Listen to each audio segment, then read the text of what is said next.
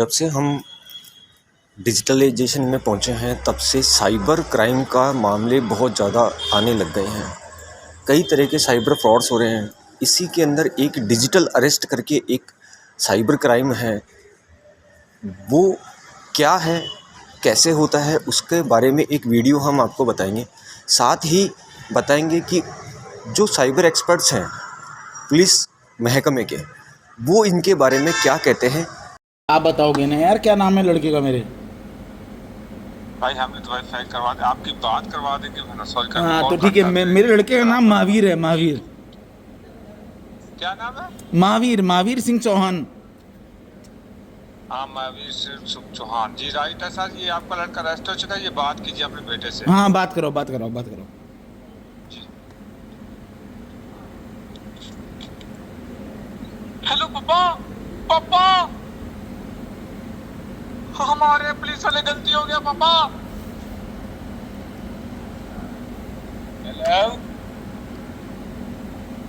Hello हाँ बोलो। हाँ भाई साहब, क्यों नहीं बोलते? अपने बेटे से बात कीजिए। अरे मैं तो बात तो कर लूंगा, मेरे बात तो करो, मेरे को आवाज ही नहीं आ रही। हाँ ये बात अभी भाई साहब शांति के साथ मेरी बात सुनिए। मैटर बता दें जिस मैटर में ये अरेस्ट हुआ है। हाँ बता किस मैटर में अरेस्ट हुआ है? अभी देखिए जिन दोस्त लोगों के साथ ये आपका लड़का अरेस्ट हुआ है ना। हाँ।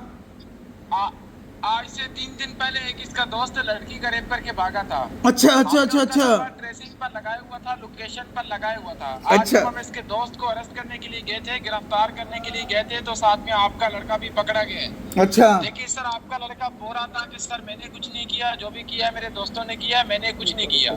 देखिए सर, आपका लड़का मुझे एक अच्छी फैमिली, एक अच्छे परिवार से लगा, इस वजह से मैंने आपके लड़के को साइड पर कर लिया सर।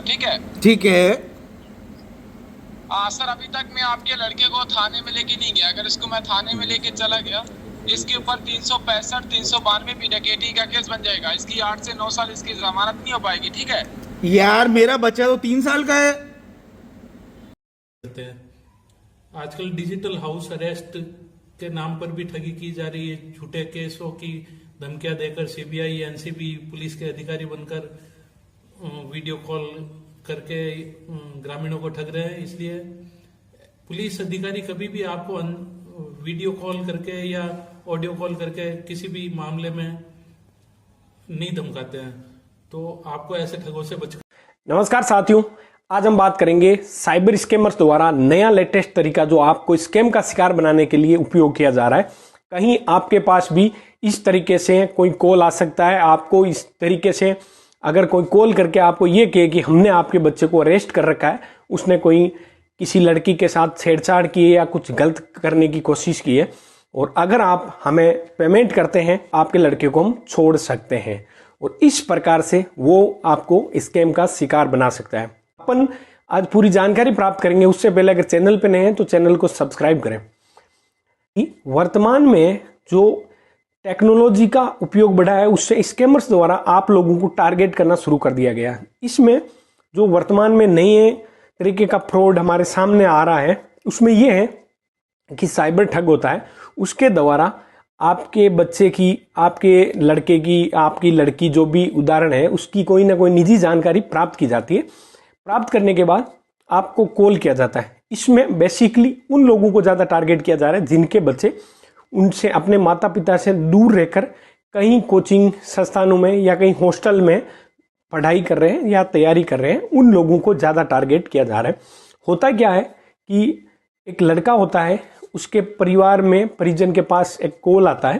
कॉल में ये कहा जाता है कि जो आपका लड़का कोटा में पढ़ रहा है या दिल्ली में पढ़ रहा है या कहीं भी, वो एक आपके बच्चे की पूरी जानकारी सोशल मीडिया प्लेटफॉर्म के माध्यम से प्राप्त करने के बाद आपको कॉल करते हैं।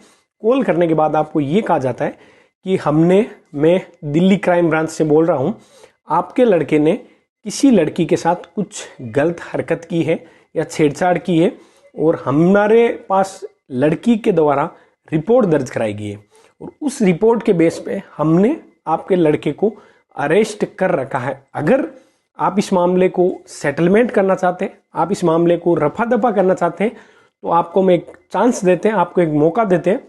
अगर आप तुरंत हमारे जो ऑफिसर हैं उनको अगर पैसे या पेमेंट भेजते हैं तो हम आपके इस मामले को यहीं पे रफा दफा कर सकते हैं, आपके बच्चे को हम यहाँ से रिलीज कर सकते हैं। यानी कि उसको आपको प्रलोभन दिया जाता है, एक तरफ से तो आपको टॉर्चर किया जाता है। यानी कि अगर आपका लड़का है, आपका लड़का कहीं पकड़ा जाता है तो आपके मन में एक डर उत्पन्न होता है, एक भय उत्पन्न होता है कि मेरा लड़का कहीं पकड़ा नहीं जाए, मेरे लड़के का भविष्य कहीं खराब नहीं हो जाए, मेरे लड़के पे कोई FIR या पुलिस केस नहीं लग जाए, जिसके बाद मेरे लड़का जो कैरियर, अपने भविष्य, अपने कैरियर के बारे में चिंतित है, उसका कैरियर खत्म ना हो जाए। यानी कि अमूमन ऐसा ही होता है कि पुलिस केस लगने के बाद आपको नौकरी में बाधा उत्पन्न हो जाती है और आप डर जाते हैं।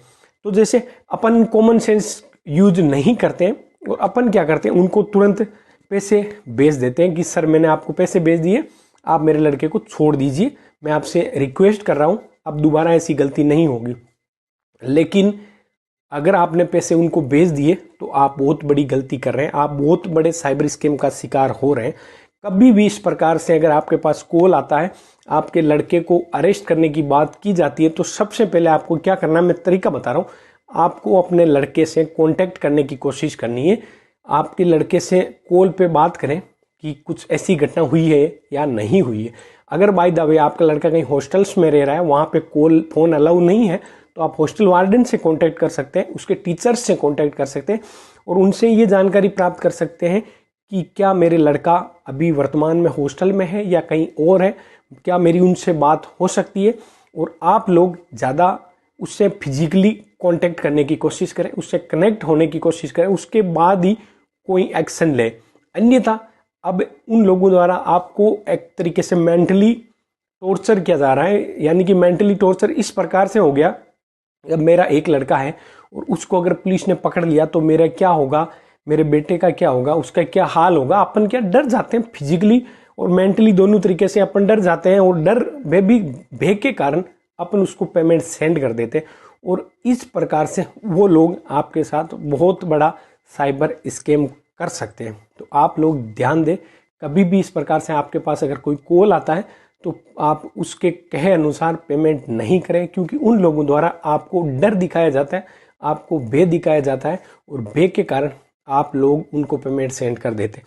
इस प्रकार की घटनाएं अभी वर्तमान में काफ़ी ज़्यादा देखने को मिली है और हुआ सभी में यही हुआ है कि उनके लड़के की या उनके बच्चे की पूरी जानकारी प्राप्त की जाती है, उसके फादर्स की पूरी जानकारी जुटाई जाती है, जुटाने के बाद इस प्रकार से स्कैम को अंजाम दिया जा रहा है। आप लोग ध्यान दें, कभी भी इस प्रकार की आपके पास कोई कॉल आए तो आप सबसे पहले जिस व्यक्ति का, जिस लड़के का, आपके परिजन का नाम लिया जा रहा है, आप उसको पहले फिजिकली कांटेक्ट करने की कोशिश करें, उससे कॉल पे बात करें और बात करने के बाद आप सेटिस्फाई हो जाएं कि मेरा लड़के के साथ इस प्रकार की कोई घटना नहीं हुई है। आप कभी उनके कहे अनुसार उसको पेमेंट नहीं करें, अन्यथा आप बहुत बड़े साइबर ठगी के जाल में फंस सकते हैं। आज